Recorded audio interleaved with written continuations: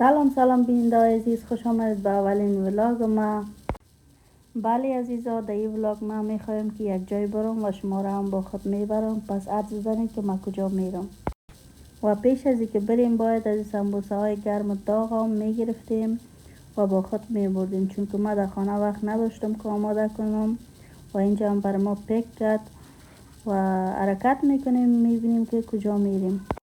بله عزیزای دل ما، جایی که ما میریم قبرستان است، جایی که ما همیشه باید اونجا سر بزنیم و بریم.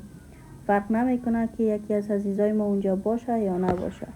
قسمی که میبینین ما داخل قبرستان شدم و اولین قبری هم که دیدم قبر یکی از هموطنای ما بود، خداوند رحمتش کنه.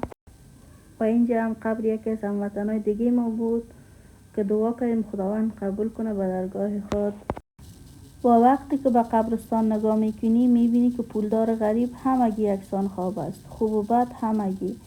فرق اینجاست که دنیا ارزش هیچ یکی بدی را نداره، بلکه خوبی کنی که آخرت خوب داشته باشی. و واه به حال کسانی که در غفلت هستند و هنوز هم فکر میکنن که دنیای فانی برشان مانده نیست. بله عزیزا، چیزی که فعلا در دسترس دارین مال شما نیست، فقط نوبت شماست. پس در نوبت خود شریف باشین.